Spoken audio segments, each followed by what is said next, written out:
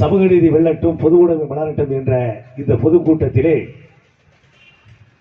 கலந்து கொண்டு தன்னுடைய கருத்துக்களை பதிவு செய்ய வருகை தந்திருக்கின்ற மதியாரிக்குரிய திண்டுக்கல் நாடாளுமன்ற உறுப்பினர் தோழர் சச்சிதானந்தன் அவர்களே, இந்த கூட்டத்திலே கலந்து கொண்டு பல்வேறு கருத்துக்களை இங்கே பகிர்ந்திருக்கின்ற அனைத்து அமைப்பை சார்ந்த தோழர்களுக்கும் தலைவர்களுக்கும் இந்த கூட்டத்திலே முன்னிலை வைத்து நடத்திக் கொண்டிருக்கின்ற தோழர் ஒட்டச்சத்திர ஒன்றிய செயலாளர் கோபி அவர்களுக்கும் நகர செயலாளர் பழனிசாமி அவர்களுக்கும் இந்த கூட்டத்திலே பல்வேறு பகுதியில் இருந்து வருகை தந்து இந்த கூட்டத்திலே கலந்து சிறப்பிக்க வருகை தந்திருக்கின்ற அனைவருக்கும் நான் சார்ந்திருக்கும் தமிழர் சமூக நீதி கழகத்தின் சார்பாக நன்றி கலந்த வணக்கத்தை இந்த நேரத்திலே தெரிவித்துக் கொள்கிறேன். ஏனென்று கேட்டால் இன்றைக்கு நிறைய தலைவர்களும் தோழர்களும் இங்கே வந்திருக்கிறதுனால பேசுறதுக்கு எல்லாத்துக்குமே ஒரு 5 நிமிஷம் 10 நிமிஷம் கொடுக்க வேண்டியிருந்துச்சு. நானும் நிறைய செய்திகளை பேசலாம் இருந்தேன். ஆனால் எப்படி அவர்கள் இதை முடிச்சுட்டு நேர ஒரு நிகழ்ச்சிக்கு போறதாக இருக்கிற ரொம்ப நம்ம தான் காலதாமம் பிடித்து உட்கார வச்சிருக்கிறோம். ஏன்னா இந்த நிகழ்ச்சியில நம்மளுடைய அமைச்சர் உணவுத்துறை அமைச்சர் கலந்து கொண்டு இருப்பதாக இருந்தது. திடீர்னு சொல்லி 2 மணிக்கு சென்னைக்கு அவர் கிளம்பிட்டாரு. அதனாலதான் அவர் இன்னைக்கு வர முடியல. தோழர்களே, இப்ப இங்க வந்திருக்கிற தோழர்கள் அனைவருமே பல்வேறு செய்திகளை பல்வேறு விஷயங்களை கொடுத்திருக்கிறாங்க. சரி, இப்ப சமூக நீதி என்பது என்ன, பொது உடைமை என்பது என்ன என்பதை எனக்கு முன்னால் பேசிய தோழர்கள் மிக சிறப்பாக பேசியிருக்கிறார்.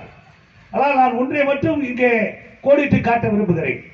தோழர்களே, இந்த நாடு சுதந்திரம் அடைந்து ஏறத்தாழ ஒரு 80 ஆண்டுகளை தாண்டி போய் கொண்டிருக்கிறது. இந்த நாட்டில் இருக்கக்கூடிய அரசியல்வாதிகள் ஆட்சியாளர்கள் எல்லாம் பொன்விழா வைரவிழா போன்ற விழாக்களை கொண்டாடி கொண்டிருக்கிறார்கள். ஆனால் இந்த நாட்டிலே சாதி என்பது சாதி திமிர் என்பது இந்தியாவிலே தாண்டவாடி கொண்டிருக்கிறது. அந்த சாதியத்தை ஒழிப்பதற்கு இங்கு இருக்கக்கூடிய இந்து கலாச்சாரங்களை ஒழிப்பதற்கு தான் எங்கள் போன்ற அமைப்புகள் இந்தியாவிலே தமிழகத்திலே பணியாற்றிக் கொண்டிருக்கிறோம்.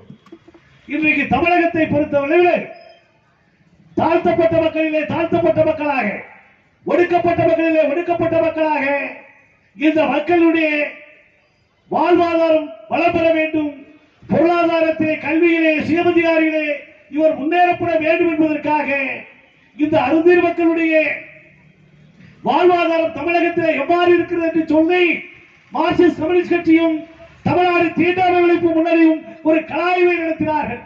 ஆனால் அந்த கலாய்விலே மிக இந்த மக்கள் படுகின்ற துன்பங்கள், இவர்கள் இந்த மக்கள் படுகின்ற வேதனைகள் இவைகளெல்லாம் அந்த கலாய்விலே கண்டுபிடிக்கப்பட்டது. இந்திய அரசியலமைப்பு சட்டம் 18% இடஒதுக்கீடை தமிழகத்திலே வழங்கியிருக்கிறார்கள். ஆனால் அந்த 18% இடஒதுக்கீடு என்பது எவ்வாறு இந்த மக்களுக்கு சென்றடைந்திருக்கிறது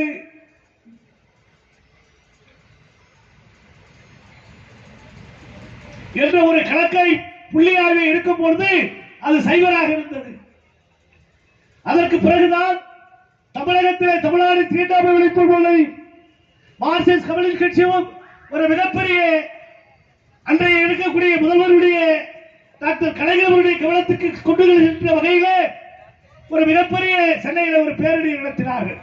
அந்த பேரணியிலே நான் கலந்து கொண்டவற்ற அடிப்படையிலே எல்வி வரலாற்று தலைமையிலே அந்த பேரணி இடம்பெற்றது. அந்த தள்ளாத வயதிலும் கூட அந்த நடந்து வருகின்ற பொழுது எங்களுக்கெல்லாம் பாவமாக இருந்தது.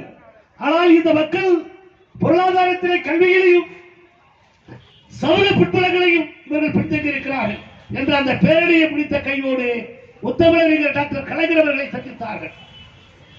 இவர்களுக்கு நீங்கள் வழங்க வேண்டும் என்று சொல்லும் பொழுது கலைஞர் அவர்கள் சொன்னார், பார்ப்போம் என்று சொன்னார்.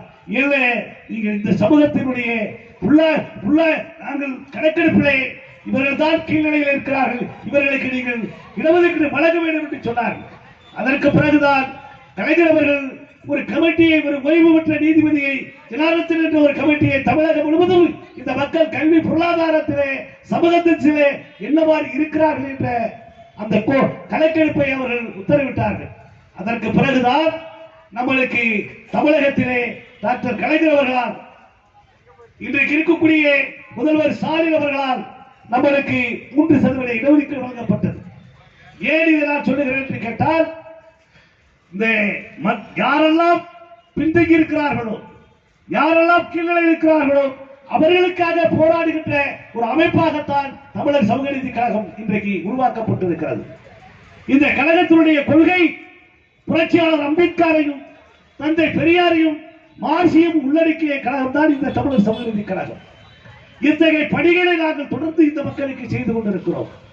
ஆனால் இன்றைக்கு தமிழகத்திலே புதுசான அரசியல்களை இங்கே கொண்டு வந்து கொண்டிருக்கிறார்கள்.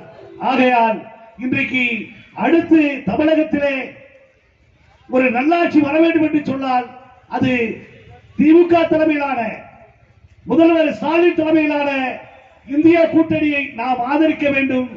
மீண்டும் திராவிட முன்னேற்ற கழகத்தினுடைய ஆட்சி வளர வேண்டும். தமிழ்நாட்டிலே மீண்டும் நம்முடைய முதல்வர் ஸ்டாலின் தலைமையிலே ஆட்சி வளர வேண்டும் என்பதை இந்த நேரத்திலே கேட்டுக்கொண்டு எனக்கு வாய்ப்புக்கு நன்றி விடைபெறுகிறேன்.